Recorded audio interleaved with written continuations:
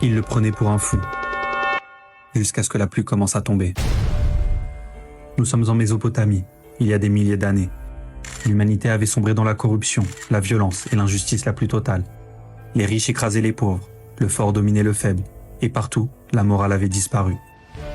Les hommes se détournaient de Dieu, préférant idolâtrer des statues, vivant comme s'ils étaient maîtres absolus de leur destin. Mais parmi eux vivait un homme droit, sincère, différent de tous les autres. Son nom, Noé. Alors Dieu lui parla, et l'éleva au rang de messager. Il lui donna une mission. Préviens ton peuple, dis-leur de revenir à moi avant qu'il ne soit trop tard. Alors Noé avertit, jour et nuit, en privé, puis en public, avec douceur, puis avec fermeté. Mais personne ne l'écouta.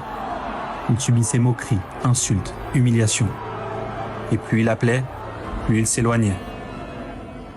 Mais après des siècles de rejet, Noé, épuisé, leva les mains au ciel et demanda justice. Alors Dieu lui donna un ordre inattendu, construire une arche en plein désert. Noé ne posa pas de questions, il se mit au travail. Planche après planche, il bâtit un navire, frappé par le soleil brûlant et les moqueries. « Tu es devenu fou, Noé. Un bateau en plein désert ?» Mais il ne savait pas encore. Cette arche, c'était leur dernier avertissement.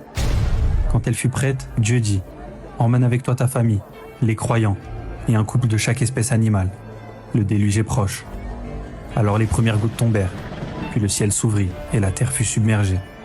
Sur l'arche, Noé appela son fils, mais l'enfant refusa, préférant se réfugier au sommet d'une montagne. Il ne savait pas que ce jour-là, rien ni personne ne pouvait échapper à la décision de Dieu. Pendant ce temps, ceux qui riaient comprirent, mais il était trop tard.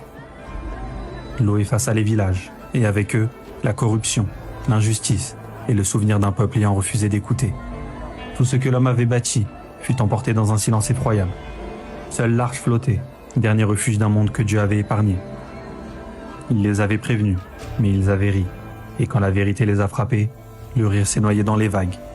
Car parfois, ce qu'on appelle folie est en réalité un avertissement. Mais l'éveil ne sert à rien quand il vient après le déluge.